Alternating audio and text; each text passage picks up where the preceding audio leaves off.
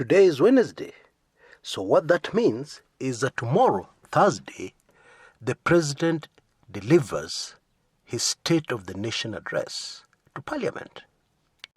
Now, word on the street is that there are a lot of jitters. People are very worried about this State of the Nation address, which is a departure from the normal. Yeah, because usually it's no big deal. But for some reason, this time, it is indeed a very big deal. Yeah, and we shall discuss that later in this video. Now, just a quick heads up. The Samburu governor has had his cash bail reduced from 100 million Kenyan shillings to only 10 million. You will remember the video I did yesterday on this issue. Yeah, and in case you've missed it, there should be a link on the top right hand corner of your screens right now. You can click on it, put it aside. You can watch it later after taking this video. Yeah, then you'll understand the issues surrounding this record cash bail. Yeah, and no Kenyan court has ever required such a huge, colossal cash bail. Yeah, and you'll understand why it's a big deal that it has been reduced. But the long and short of it is that corruption is very damaging to Kenyans. Corruption kills. Because corruption often means there's no medicine in hospitals. Yeah, so kids die.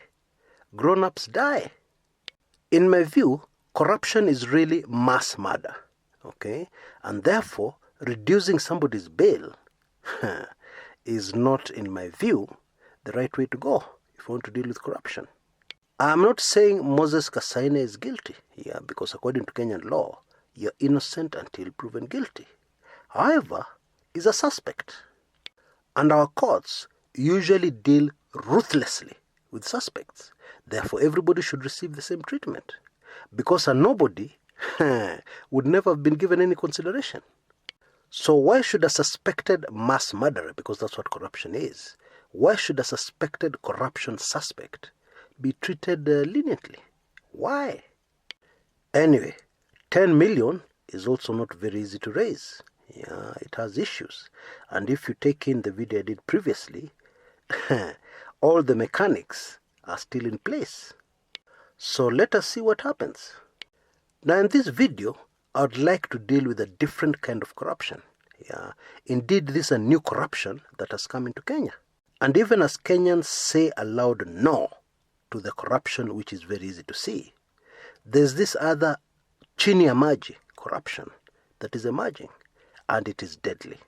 And of course, I'll start talking about that immediately after the brief upcoming commercial break. Yeah, don't go away. Welcome back. Actually, this corruption has been going on for years. Yeah, and let me very quickly describe what it is. You're a high-placed official, yeah, maybe in the city council in those days of Nairobi, okay? And there are some certain bylaws which apply to everybody in the city. Yeah, for instance, you cannot use Kenya Railways land, yeah? But because you're a high-placed official at the city council, you organize and you put up a semi-permanent structure on railway land, okay? And you're not paying any rent for it. It's a gift. And you operate this restaurant or car wash or whatever it is for years. Yeah, you're not paying any rent. You're on land illegally, but you're using your high office. Yeah, that to me is corruption. Very serious corruption. Now, what should worry Kenyans very much at the moment is that this corruption seems to have been taken a notch higher. Yeah, and I will give you a recent example, just in passing, because it's highly sensitive. Recently, the Dairy Board proposed the introduction of a law that would make it illegal for anybody to sell unprocessed milk. Now, if you're living in Kenya and you had tea this morning, chances are very high that the milk you used was unprocessed. You bought it off a farm. Yeah, you bought it off somebody who sells milk directly from milking their cows. Indeed, milking cows is the livelihood of very many Kenyans. Yeah, I don't have any figures, but if you have lived in Kenya, you will know there are very many people who depend on that for livelihood. There are very many Kenyans who have been educated from 2 or 3 cows. Yeah, milk sold every morning. It is estimated that 80% of the milk produced in Kenya is consumed unprocessed. Yeah, that is, it's sold as unprocessed milk. And people use it, without taking to a factory. Only a very little 20%, goes through milk processors. Now, apart from denying many struggling ordinary Kenyans a livelihood, what this law was going to do, it was going to be a huge advantage to milk processors. And we just need to ask the question, who are the largest milk processors in Kenya?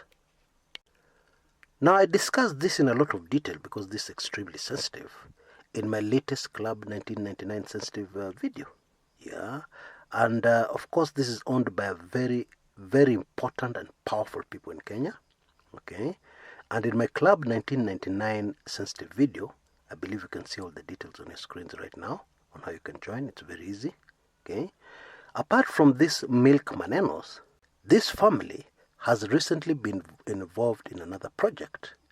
And in this project, there's emerging evidence that the main objective of this particular project will greatly benefit these big, powerful people in Kenya in a business sense, in a business way.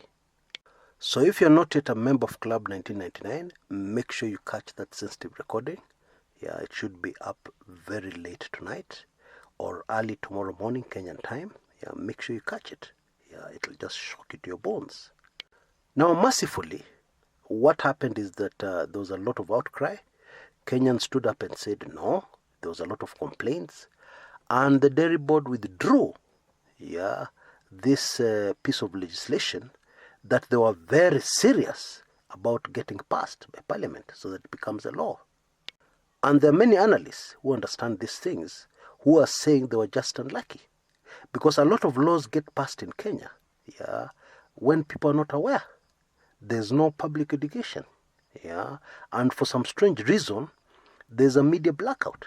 We don't read about these new laws so much on the media. And then we just wake up one morning and there's a new law. And it affects us in a very negative way. That has been the norm in Kenya.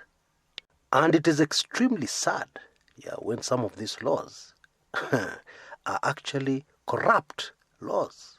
Laws which have been constructed and passed through Parliament with the chief aim and objective of making somebody a lot of money. Now, I'm sure these people practicing this kind of evil will tell themselves, will console themselves, we are not looting public funds. We are not stealing from the people of Kenya. We are not getting involved in corrupt government deals. However, I strongly disagree. These are extremely corrupt laws because they damage the lives of Kenyans. They affect Kenyans in a negative way. And even if they don't, it is totally immoral to pass a law where the chief aim of that law is to profit some individuals, profit a company. Now we have yet another example that is unfolding right in the CBD of Nairobi, the capital of Kenya. In the next 2 or 3 months, some new legislation will come to the County Assembly of Nairobi and will most probably be passed. Now, the people involved in these games are very clever. They mask, they hide and mask what they're really doing so that at face value, a law may look very good. And this is no exception. Now, in this particular law, the county government of Nairobi seeks to limit the number of bars in Nairobi to only 3,000. Now, just for comparison's sake, a survey in 2016 showed that Nairobi has 12,500 pubs. Now, this proposal is of course coming from the Liquor and Licensing Board, which is a government board. And whenever these laws come from such boards, one needs to be very cautious and very careful in examining what this law really means. And this is no exception.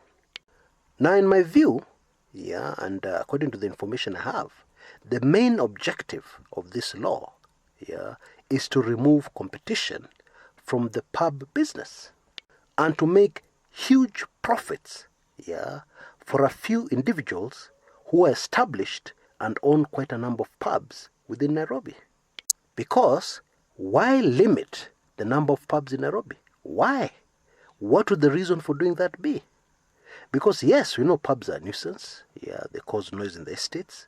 But already it is known, and a court recently confirmed and reaffirmed this, that it is illegal to have a pub in the estates where people live. It is also illegal to have a bar less than 300 meters away from a learning institution. That's what the law says. However, we all know many bars which are above schools, below learning institutions, upstairs at the top floor of a residential building. We know those bars are there. They exist. Some of them are very popular. But instead of passing new suspect laws that are really designed to profit and benefit a few people in this industry, why not enforce the existing laws? Why not deal with corruption head-on? Because a lot of these bars exist because of corruption. People pay money to police stations. People pay money to administration police officers. People pay money to certain officials in county governments so that their bar exists and operates against the law. Now, if you want to get a clear clue of what is really going on here, you just need to take a close look at this statistic. It is estimated that every month, over 50 new bars are established somewhere in Nairobi. Every single month. And of course, these new entrants provide competition to existing bars. And I can bet you a good size of those 50 are illegal. Over 50 are illegal. Somebody has paid off somebody somewhere. Now, I'm not a fan of pubs, because they are big issues, especially for family people. For instance, you don't want a pub anywhere near your residential place where you live, because the things that happen there are not conducive to growing children. However, it is also true to say that the law should treat everybody equally.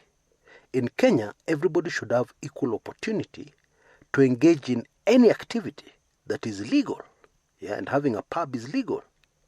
And that is why my main point here is that when you try to skew a whole industry, to favor you and a few individuals, to favor the owner of pubs, powerful people who have connections at the Nairobi County government, then it is very wrong. But sadly, this is the kind of corruption that is on the rise in Kenya today. I mean, you don't have to be a rocket scientist to realize that the problem of the Liquor and Licensing Board is enforcement. Let them deal with that first before they start passing new laws, very funny new laws that are obviously designed to assist some certain people in their businesses. Because my hunch is that after this new law is passed, is when they'll take care of enforcing this law and others. While common sense dictates, enforce fast before you pass new laws. But of course, we know the aim. We know the objective. The objective is to pass this new law and then enforce so that a few people may make crazy profits by monopolizing the market unfairly. Now we shall move on to the State of the Nation address tomorrow by President Uhuru Kenyatta. And we shall do that immediately after the brief upcoming break. You don't want to miss this one.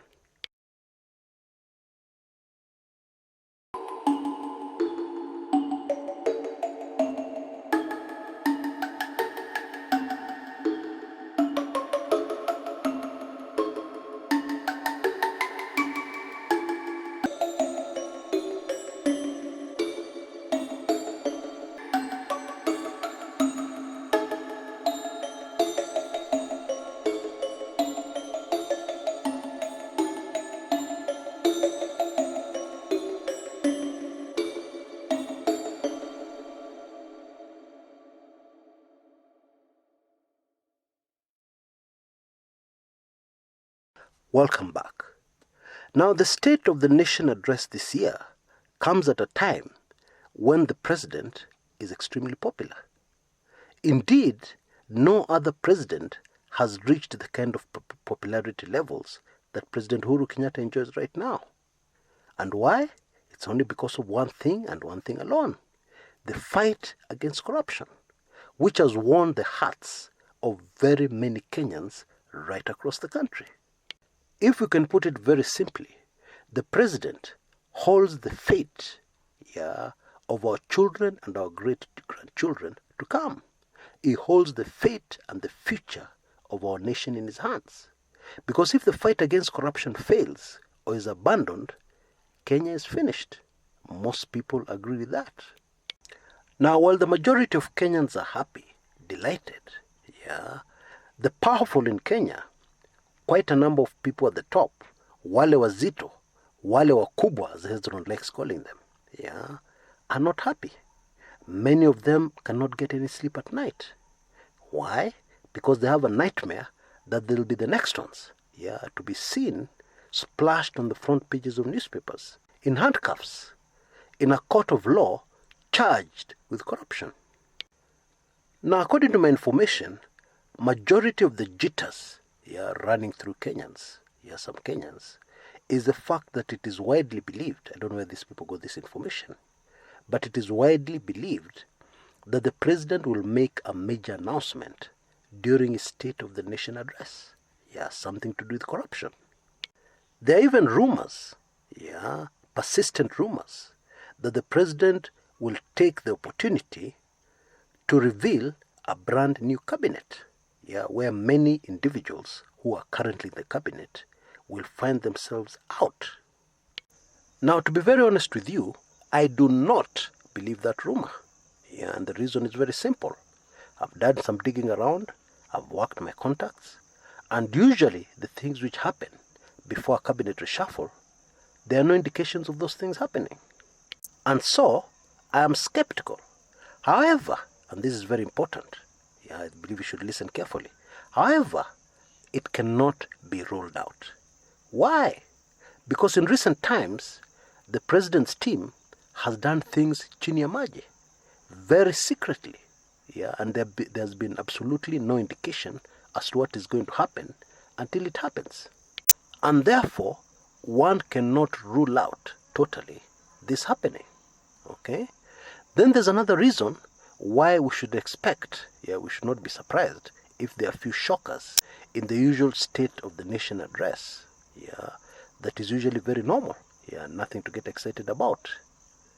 And that reason is a man called Raila Odinga. Now, whatever you think of him, Raila Odinga is a very experienced politician. There is no doubt that he's a grand master, when it comes to the political chessboard. And what is more, in recent times, the president has been making moves that have Raila Odinga written all over them. Whether or not you believe that Raila Odinga is very influential in the Uhuru Kenyatta presidency currently, whether or not you believe that, one thing that cannot be denied, one thing that is very clear to anybody who is a keen observer, is that the president has been making the kind of moves that would be attributed to Raila Odinga. In other words, the kinds of moves, that Raila Odinga would have made had he been president. Now, let me make this very clear, because I know we have very casual people on this channel who visit, listen to a sentence, and then go away. Chris said this. Okay, let me make it very clear. I am not saying that anything will happen. However, what I am saying, be prepared for anything. And being prepared for anything means a situation where nothing happens.